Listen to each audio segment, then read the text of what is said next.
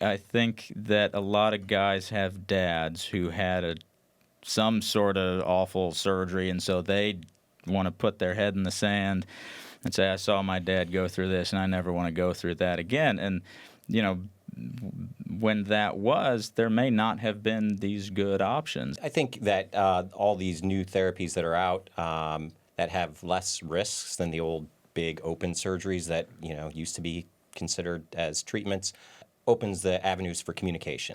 I kind of think we're in a renaissance period of treatment of this, and that's caused us to rethink our timeline for intervention.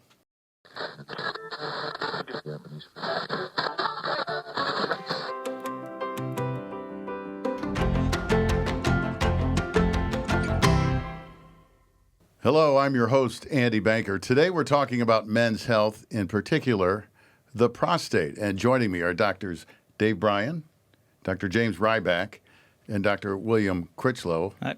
I'm going to call you all prostate experts. All are doctors with Helios Urology of St. Louis.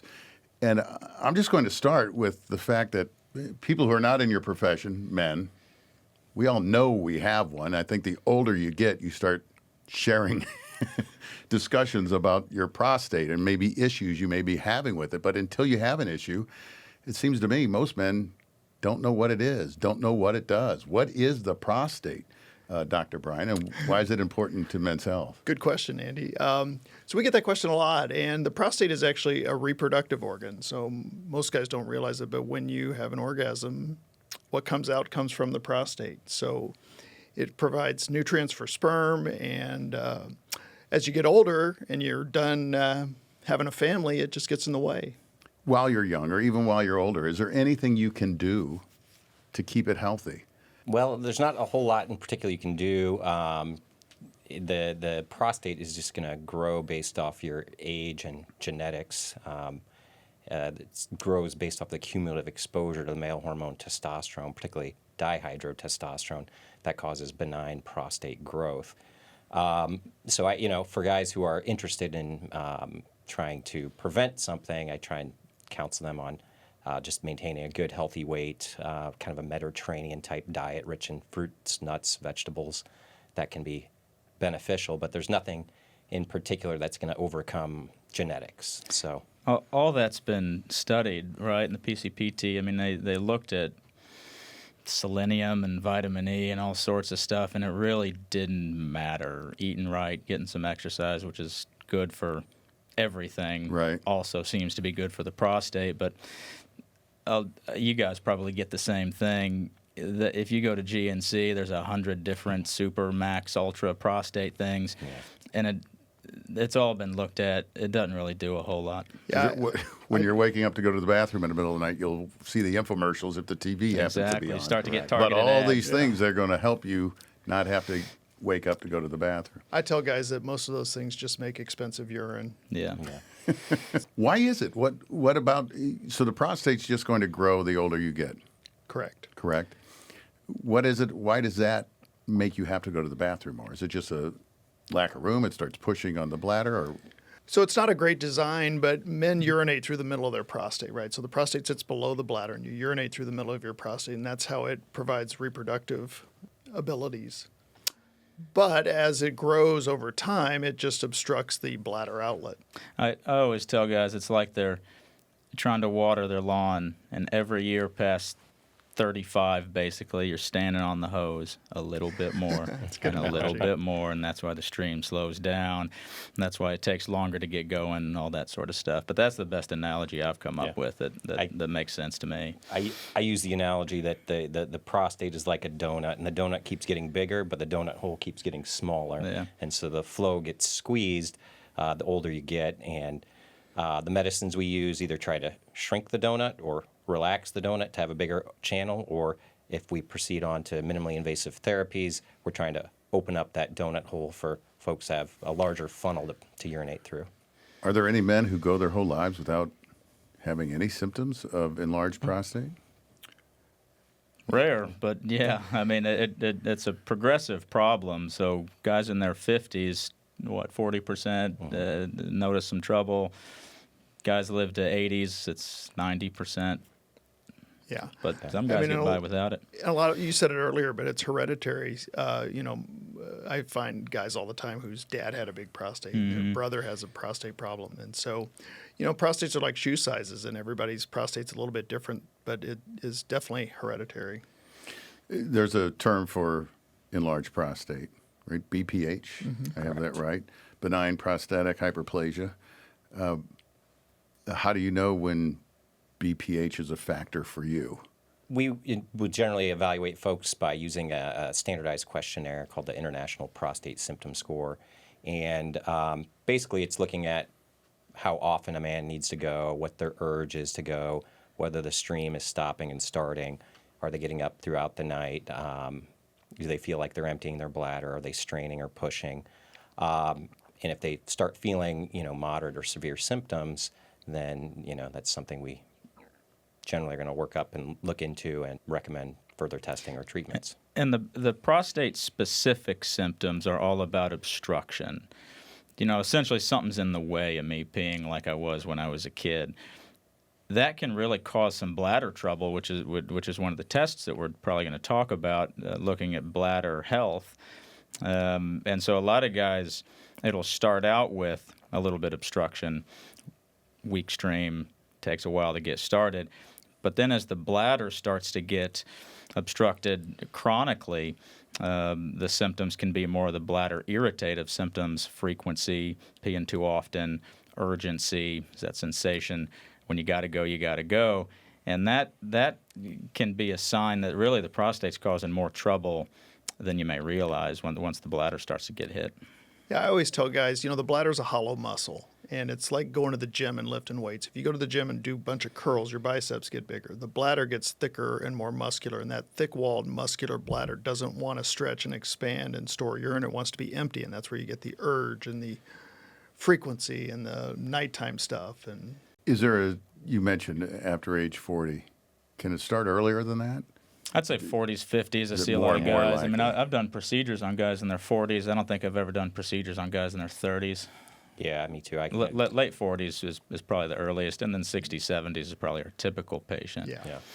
And when we talk about prostate, you all know better than I, but I do have friends that have had prostate cancer. And how do you know if it's BPH or if it's prostate cancer? Or if you're, where do you cross that line of, boy, I seem to wake up a lot, or boy, I have this urgency when I got to go, I got to go. When do you know it's time to get to a doctor and get checked out? So prostate cancer, if you go to the doctor and go to your primary care doctor, generally prostate cancer doesn't have any symptoms. We screen for prostate cancer with a blood test called a PSA. Right. And that will usually give us some sort of sign that something's going on years to a decade before guys get any symptoms from it. So there's a difference between prostate getting bigger, causing symptoms. That's the BPH. That B is benign. That's usually not a sign of prostate cancer, but we always screen for that sort of concurrently as we're working guys up for this symptom onset. It seems that when men generally start having issues, they get scared. Sure. You know what I mean? You're wondering, is this something else than just the typical, hey, I'm in my late 40s, early 50s, or I'm pushing 60, and now, every guy I know is kind of going through this, or is it something else? And do you find that it weighs on people? Does it impact lifestyle? Does it impact just your overall outlook or your mindset, your psyche? Absolutely. I mean, I see guys all the time that can't pass up a bathroom. They can't go to the movies because they have to get up 2 or 3 times. They have trouble going to the ball game. Yeah, no, it certainly can impact your quality of life, and then also, it affects your overall health and particularly sleep health. If you have to get up 3, 4, 5 times a night, you're going to have potentially poor sleep quality, and that's going to lead into the next day and the next day. And if you're not getting good rest, good sleep, that's going to affect your overall health.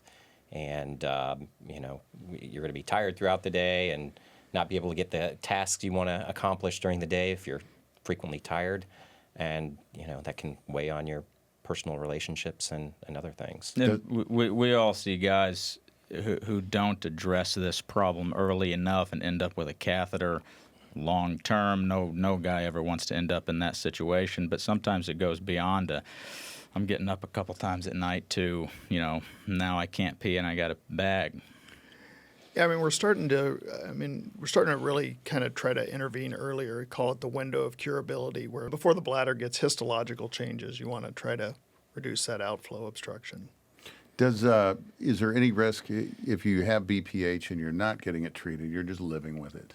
Is there any risk to your sexual health or your sexual performance, or is it, as you said, it is a reproductive gland? True. Is there an impact from BPH on that? Not really on sexual health, but certainly on bladder health. I concur with Dr. Critchlow. We worry about somebody ignoring their symptoms, and I tell patients, your bladder's like it's a pump. It's like your heart. It's got to squeeze to get the urine out. But if it's working really, really, really hard against significant obstruction long term, eventually it may just wear out. And if the pump wears out, then you need to get a separate way to drain the urine, whether it be with a catheter, whether you catheterize yourself, or with a long-term catheter to address that pump dysfunction, so to speak. I was using an analogy of a rubber band. Yeah. So you take a rubber band and do that too long, it's not going to go back to working right. So I think a lot of the focus in our group and at the American Urologic Association has been on earlier intervention to prevent these kind of end-stage bladders that don't work anymore. So if you have an onset of symptoms, I guess, other than just sitting and letting it go and getting into the situation that really no man wants to find himself in, this is treatable. That's what you do. Absolutely. Right? You can help men find a way forward, and there are new techniques you're using all the time, I guess, less invasive than they used to be, minimally invasive procedures. Correct. What are some of these? So we always start with medications. At least that's generally where the discussion starts. And some guys just don't want to be on medications, and we move on. Some guys, the medications aren't effective anymore, so we move on. And oftentimes, by the time that guys see us, their primary care doc has usually started them on medications. Briefly, there's 3 classes of drugs that we use. One is alpha blockers, like tamsulosin is the classic one, Flomax. It's been around for decades. Cheap, effective, works quickly. And that essentially relaxes the prostate a little bit. Going back to standing on the hose, you're trying to water your lawn with, that takes the foot off a little bit more. So the flow will usually improve within about 24 hours. And some guys get on Flomax and do great and never need anything else.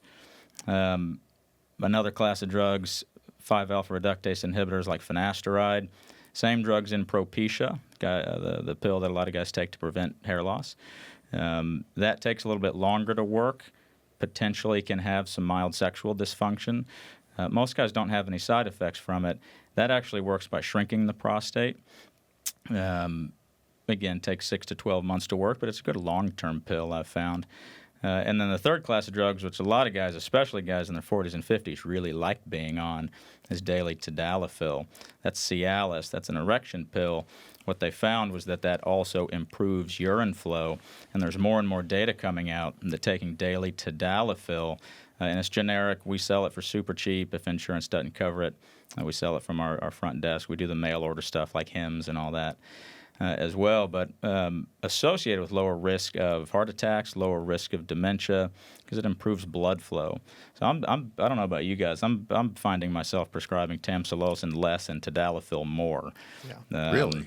Yeah. And you can use it in combination too. Yeah. A lot of guys are asking for it. I mean, Yeah. So there are some good medical options, and like I said, some guys want to avoid procedures if they can. Some guys don't want to take pills for the rest of their life. So I think really getting guys to where they want to be takes into account what they're looking for. Any long-term risks or side effects? Usually with the Flomax or the tamsulosin, the one that we see often, at least particularly in the elderly population, is blood pressure-related issues or orthostatic hypotension, where their blood pressure gets low or they get up too fast, they get lightheaded or dizzy. Obviously, we get a little bit worried about that, particularly if they're on multiple medications and they're at risk for falls. Not high blood pressure, the opposite. Yeah, it drops the blood pressure where they kind of get disoriented or can, pass out even. Obviously, if they're having those side effects from the drugs, then we want to consider alternative options, whether it be a different drug or some of the minimally invasive therapies to address their urinary symptoms. Well, let's talk about those therapies and procedures. If it can't be addressed by drugs, or if people just don't want to take a pill for the rest of their lives, what are the main options available? And you all sort of specialize in different things, I believe. Sure. Really, about 3 or 4 years ago, prostate artery embolization came onto the scene as a minimally invasive or non-invasive way to treat the enlarged prostate. Basically, you access the vascular tree through the, kind of like you were having a cardiac procedure, so through the iliac artery. And the then inside of the thigh? and Yeah, the groin? exactly. Okay. Just and a then needle poke. they can go in and snake a little catheter into the artery that supplies the prostate, and they put these 200 micron spheres in there that creates a log jam. It cuts off about 80% of the blood supply to the prostate, and that shrinks it and relaxes it, and it works really, really well.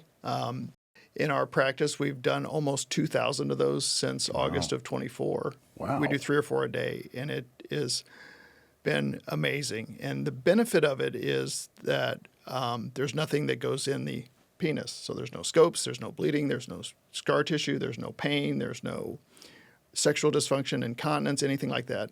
It just simply shrinks the prostate and relaxes it. So after the procedure, you urinate as you have? You lay flat so it takes about an hour. You lay flat for 2 hours just to let that little puncture hole seal up.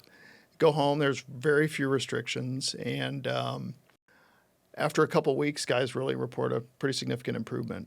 Does it last? Do you have to have it done more than once? You can have it repeated. We haven't had to do that yet, but it's still relatively new, but the durability data at least 12 months is really good. That is prostatic artery embolization? Correct. PAE? PAE.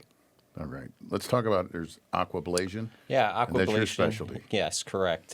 So that is a kind of debulking type therapy where it is a surgical procedure, so it is obviously a little bit more invasive than prostate artery embolization. But that is a therapy where we go in with a camera through the penis, and we open up the prostate with a high-pressure water jet. That's done with robotic and ultrasound guidance in order to use that heat-free water jet to open up the prostate. Similar to the old-fashioned ways we used to do it with a rotor-rooter with a transurethral resection of the prostate, where we'd use a resecting or a kind of a hot loop to cut the prostate tissue and remove it that way. With the water jet, it's intended to try and preserve sexual function. So since we're not using any heat or thermal energy, it preserves ejaculation for about 90% of folks. But it's individualized to that man's prostate. You map out the gland with ultrasound, and then you remove everything with a pressure washer to really open up that channel. That does require a man to stay in the hospital overnight with a catheter. So it is more invasive than some of the less invasive options, but it has good durability, nearly immediate symptom relief, and has the option to preserve sexual function, whereas some of the older therapies that we had, such as transurethral resection of the prostate or green light laser vaporization of the prostate, those could particularly affect sexual function, ejaculation in a negative fashion, causing permanent retrograde ejaculation, whereas the water treatment, it's intended to try and preserve that. And it's internal, right? No incisions, no sutures or Correct. anything that you have to recover from, and you're going home the next day. Correct. And then there's HOLEP. So And that's Dr. Critchlow's specialty. Yeah. What is HOLEP? What does that stand for, and what is it? And you're the only doctor in St. Louis performing this I right was the now? first one in St. Louis to do it back in 2019. I think there's 1 or 2 other people maybe in St. Louis doing it now. I certainly do the most. So HOLEP is Holmium laser, same type of laser we use for kidney stones. That's just the technology of the laser. And then the EP is enucleation, and then the P is of the prostate. So I always describe the prostate like an orange. I think it's a perfect analogy for the prostate. One of the reasons why guys get peeing problems is because as the prostate grows, exactly like Dr. Rybak was describing, prostates have capsules I think we in dogs are the only species that have capsules of our prostate. So the prostate can't just grow out of control. As it grows, the pressure goes up. So I always describe the prostate like an orange. You have a rind, you got pulp, you're peeing through the middle of it. So all of our interventions are meant to open up that channel. So guys who get into a situation like we were talking about earlier where they can't pee, where they're cathing, where they're miserable, I mean, sometimes we'll see this problem progress to so much pressure in the bladder that it'll back up and hurt the kidneys, if we don't get on top of it. And so a HoLEP is essentially a prostatectomy. Used to be done an open, simple prostatectomy. Was the surgery in St. Louis that was done before I started doing these in 2019. And basically, guys would get their lower belly cut open, the bladder would be cut open, and you'd go in and basically just grab the prostate out. I mean, it's not exactly that simple, but, catheters for big incision on the belly, catheters for sometimes weeks. Pretty crude. Pretty crude, pretty bloody, pretty nasty. And so HoLEP came around, and I can do essentially functionally the same thing all through the urethra. So I generally don't keep guys in the hospital. I did a couple yesterday, one today. All those guys went home the same day. Wow. But the prostate, again, like an orange, I go in, and just like you would do with an orange, you can get your finger in between the pulp and the rind, Right. and I remove all the pulp, all of it. The benefits of that particular, there are some downsides to that. That's kind of the end of the line in terms of our BPH treatments. Benefits are the bladder is completely unobstructed forever. The lifetime retreatment rate is less than 1%, essentially because there's nothing left to regrow. So no more pills, no more surgeries, usually same-day surgery, catheter for a day or so. The downsides of a HoLEP, no more ejaculate. So like Dr. Bryan was talking about, that's the function of the prostate. There's no way for me to preserve that when I'm essentially removing all of the functional tissue of the prostate. Erection's unchanged, just no more fluid comes out with sex. And some guys don't care about that. Some guys like that. Some guys, it's bothersome. And then when I maximally open up the channel like that, at the beginning, guys are generally leaking. So I keep data on all my patients. At 3 months, over 70% of guys are completely dry. About 20% of guys are still wearing a pad. And about 10% of guys are having a little bit more trouble with leaking. But by a year, 99% of guys are dry. So that's sort of the end of the spectrum, but it's come so far in terms of palatability and ease compared to what it used to be. When you talk about the lack of fluid during sex, does a man still orgasm? Yep. Does he still have that sensation, the feeling? Erection's unchanged, still feels good. And, a lot of the pills, like tamsulosin can do that too with retrograde ejaculation. So by the time guys get to a HoLEP, a lot of them have either had other prostate surgeries or been on pills, so have experienced that. And some guys say, I'm unwilling to have that side effect, and that's what I mentioned earlier. We have to tailor these treatments to what guys are looking to get out of it. Mm-hmm. But you can still get the rhythmic contraction of the pelvic floor. That's the sensation that you get. So still feels good, just can't make babies. What are at a certain age, I guess that's a good thing. no longer the depends on who the you goal, are, right? Right. You made the comparison, Dr. Critchlow. These are minimally invasive compared to the technology or protocol, medicine of 20, 30 years ago. You all keep mentioning 2019, 2024. I mean, we're talking about big advancements in recent years. How far has this come in just the last decade? I mean, we have certainly a lot more tools. The things that these guys do are, comparatively speaking, like you said, very new. And I mean, we are...